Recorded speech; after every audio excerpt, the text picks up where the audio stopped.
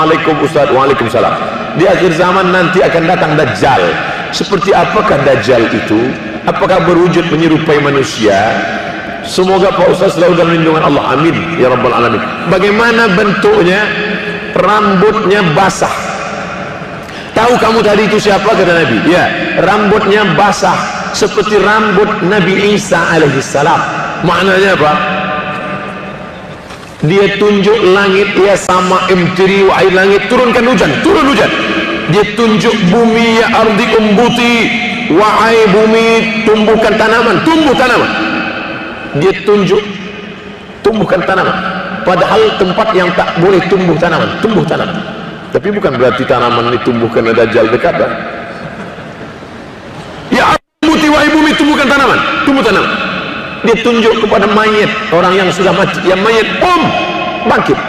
Orang menyangka dia Al-Masih, padahal dia Al-Masih yang tak betul. Maka untuk membezakan dia dengan Al-Masih, saking miripnya dia dengan Al-Masih, orang sangka dia Al-Masih Isa, maka di ujung itu Al-Masih Dajjal. Ini ada bejana emas, emas original. Tapi kemudian orang Arab jahiliyah, dia nak tipu orang, maka dia buat bejana dari besi, yang luar itu dia bagi emas, sehingga orang menengok, oh ini emas. Maka bejana yang palsu ini dia bagi sebut nama Ina Mudajjal.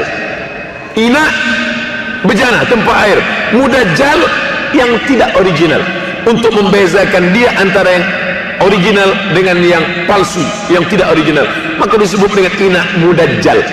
Orang menyangka dia Isa, rambutnya basah macam rambut Nabi Isa. Dia tunjuk langit, turun air hujan, dia tunjuk tanah, tumbuh tanaman, dia tunjuk orang mati boleh tegak berdiri. Orang menyangka dia Isa, padahal dia adalah Al-Masih Ad-Dajjal. Bagaimana kita boleh bezakan dia? Jangankan Dajjal datang, yang 10 level di bawah Dajjal pun orang sangka banyak pengikut-pengikut. Makanya ulama tasawuf mengajarkan, idza ra'aitar rajul, bila kau tengok ada seorang lelaki, yatiru 'alal hawa, terbang di atas awan, yamshi 'alal ma, berjalan di atas air. Bila kau tengok ada orang boleh berjalan di atas air, terbang di atas awan, la ta'tar, jangan tertipu, tapi pandanglah bagaimana istiqomah dia. Mana tahu kita diuji di bumi Melayu, akan datang orang yang disangka ulama, yang boleh mendatangkan emas, yang boleh mendatangkan makanan, yang boleh mengeluarkan air. La ta'tar, jangan tertipu, tapi pandanglah bagaimana istiqomah dia dalam solat berjamaah.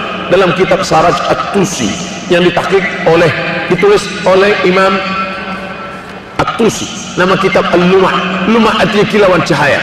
Di situ disebutkan ada seorang lelaki mengajak murid-muridnya untuk menjumpai wali Allah. Murid-murid, ayo kita jumpa wali Allah. Gimana Tuan Guru? Di masjid. Mereka pun berjumpa dengan yang disangkakan wali Allah yang sedang mengangguk berzikir. Masa selepas berzikir dia pun meludah dalam masjid. Maaf. Apa kata Tuan Guru? Mari kita tinggalkan dia. Dia bukan wali Allah. Mengapa Tuan Guru begitu cepatnya berkata dia bukan wali Allah? Karena aku tengok dia melanggar syariat. Apa dia? Meludah dalam masjid. Maka yang menjadi timbangan standar utama adalah syariah. As-syari'atu bila haqiqatin atilah, wal haqiqatu bila syari'atin batilah. Bila ada orang mengaku hakikat, aku dah sampai pada maqam ma'rifat, tapi meninggalkan syariat, maka ketahuilah itu batil. Kerana Nabi Muhammad SAW tak pernah meninggalkan syariat, padahal dia adalah seorang Nabi. Maka ajarkanlah ini, bahwa mungkin belum datang Dajjal, yang 10 level di bawah Dajjal pun boleh menyesatkan manusia dengan ajaibul ajaib, ajib, sesuatu yang di luar pada akal sehat manusia. Dia boleh mendatangkan sesuatu, dia boleh berjalan di atas air, dia boleh terbang di atas awan. La ta'tar, jangan tertipu, tapi pandanglah bagaimana istiqomahnya dalam menjalankan solat berjamaah, dalam amar ma'ruf nahi mungkar, dalam memegang syariat Allah Subhanahu wa ta'ala. Saya ada terbaca satu artikel berkenaan dengan berkaitan kemunculan Dajjal, yaitu sebuah istana yang diberi nama Kingdom of Palace yang terletak di Jabal Habsyi di Madinah Al-Munawwarah. bahwa akan datang Dajjal, lalu kemudian ada istana di atas bukit garam. Iya, apakah itu istananya?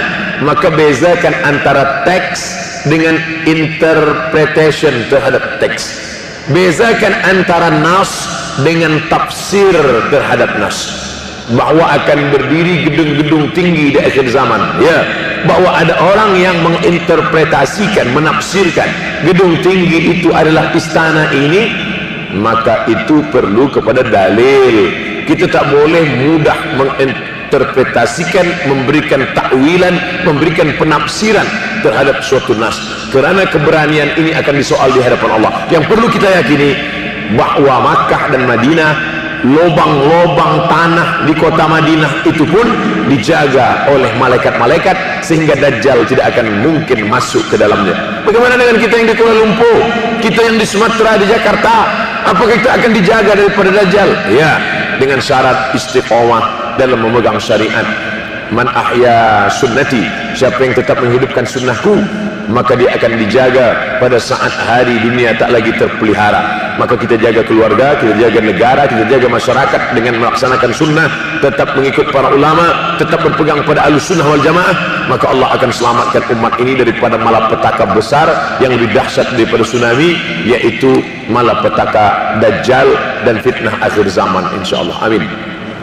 Semasa di bangku sekolah, ustazah ada menyatakan tanda kecil hari kiamat apabila agama diniagakan, dijual belikan.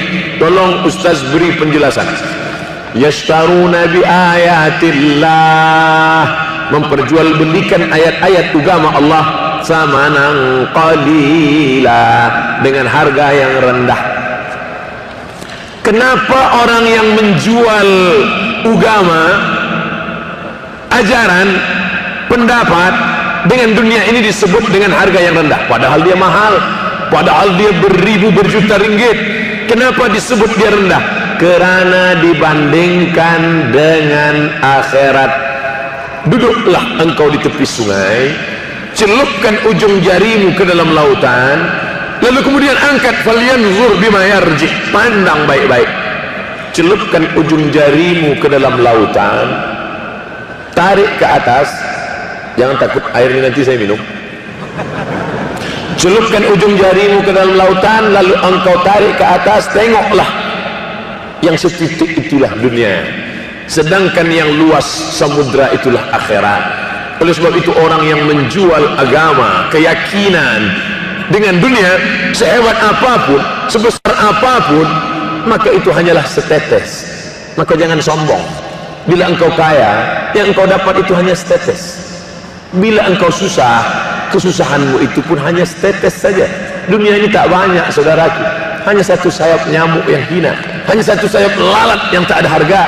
Maka jangan kau jual keyakinanmu, jangan kau jual tazkirahmu, jangan kau jual fatwamu, jangan kau jual hikmahmu hanya dengan kerana dunia. Kerana dunia ini tak banyak. Bila kau dapat hanya setetes, jangan sombong. Bila tak dapat pun, yang tak dapat hanya setetes, jangan putus asa.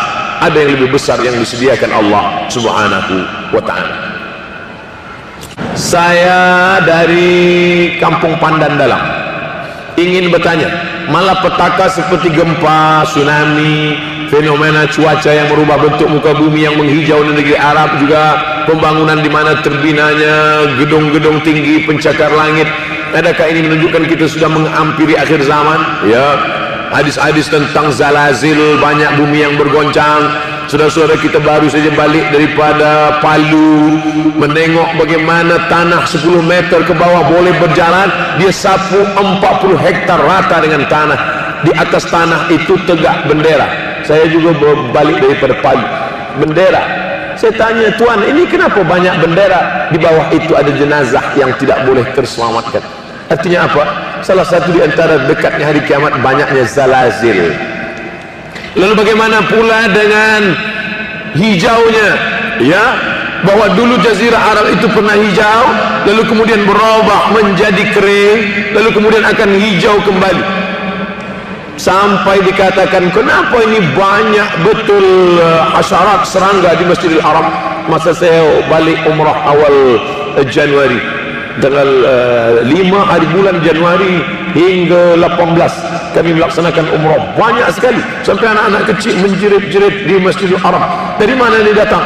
Dari tanam-tanaman yang tumbuh, bukit-bukit dari perjalanan Makkah Madinah menghijau. Kenapa hijau? Tak pernah selama hidup ini tampak hijau, kerana hujan datang, lalu kemudian tumbuh lumut, tumbuh rumput-rumput hijau, datanglah serangga-serangga, hasyarat, datanglah itu bermacam-macam bentuk, lalu dihembus angin kencang sampai ke Masjidil Haram. Anak-anak kecil pun menjerit. Bahwa itu ada disebutkan dalam hadis, ya. Sudah dekatkah kita dengan kiamat itu? Tanda-tanda datang. Kenapa Ustaz tak bahaskan? Padahal tajuk kita peringatan akhir zaman. Saya tak bahaskan penyakitnya, saya bahaskan obatnya. Obatnya yang kita bahas, jaga agama, jaga akal, jaga keturunan jangan ada zina, jaga harta benda jangan buat riba, jaga matan jangan caci maki, kelahi, sumpah serapah. Ini obatnya. Bila obat ini kuat, penyakit apapun yang datang kita insya Allah terselamatkan. Kenapa orang sakit?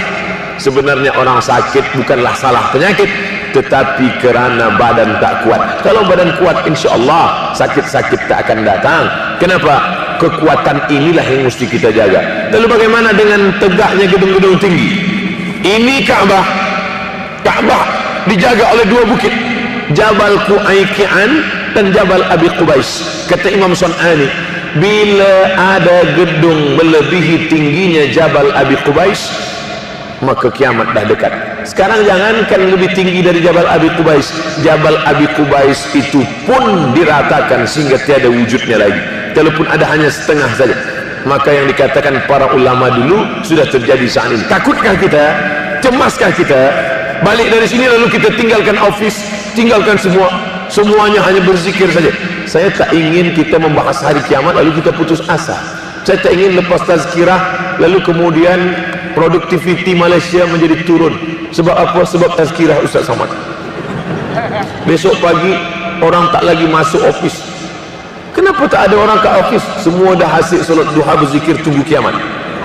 Bukan itu yang nak kita inginkan. Kita makin bersemangat bekerja, kita semakin bersemangat beribadah, kerana yang kita inginkan adalah dunia ini tetap kita jaga. Dengan tetap menjaga menjadi kuat, maka insya Allah penyakit-penyakit ini tak akan datang. Kalaupun kiamat terjadi, kita terselamatkan dari fitnah akhir zaman.